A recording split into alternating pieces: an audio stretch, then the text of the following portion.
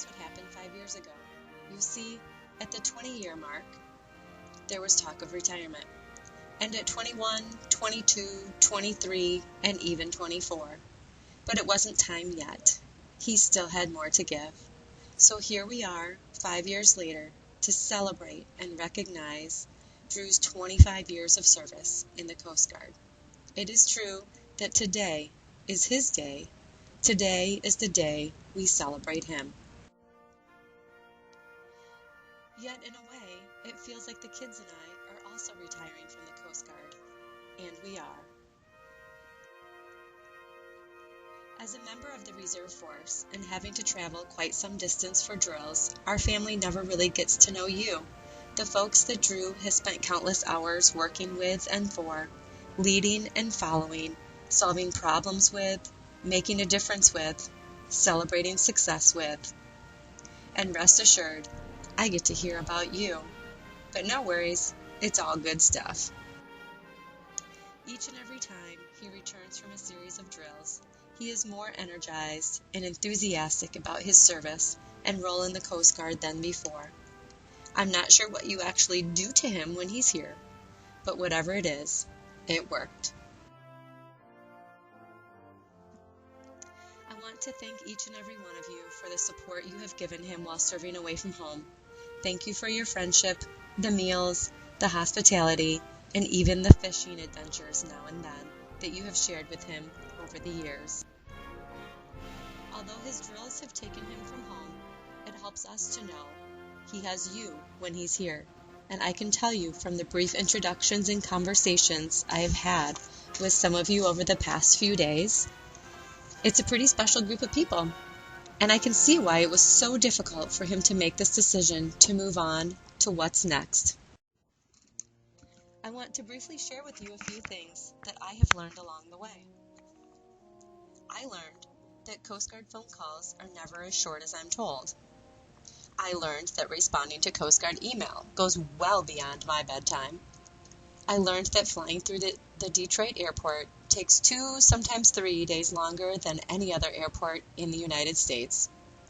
I learned that 8 a.m. Chiefs calls can happen at the firehouse, a basketball tournament, our home office, the truck.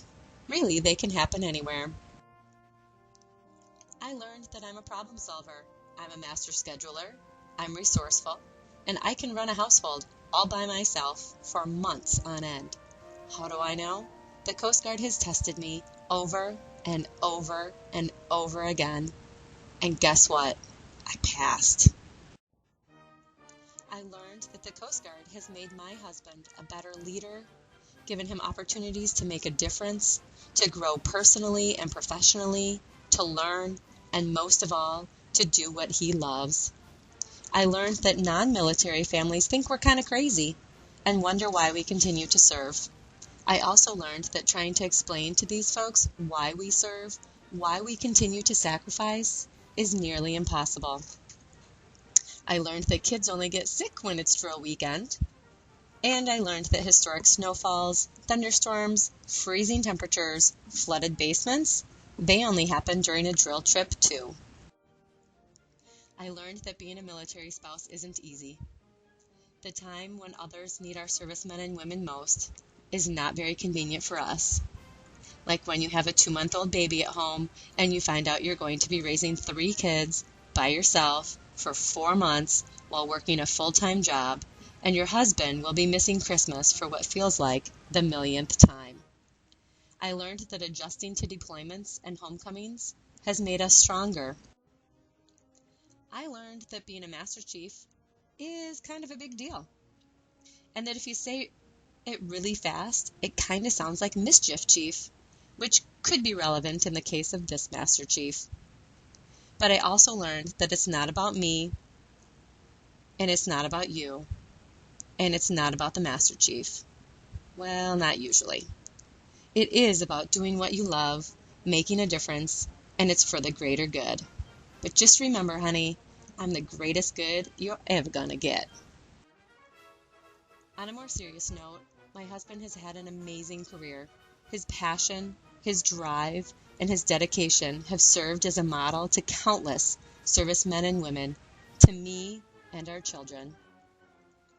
In 2010, we had the opportunity to watch him lead through the lens of the media during the Deepwater Horizon incident. We saw him on our local news channel, the front page of our local newspapers, CNN, The Today Show, National Geographic, and even on the front page of his hometown newspaper, the LA Times, just to name a few. For him, it wasn't about the spotlight, and it never has been, but we thought it was pretty cool. I will always cherish the memories of our Coast Guard times, the good, the bad, and yes, sometimes the ugly.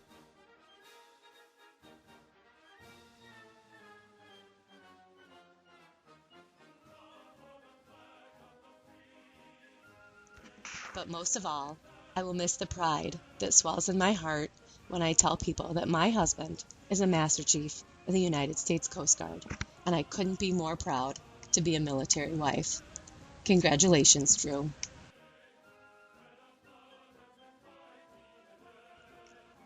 We are looking forward to you being around more as we continue to grow together as a family.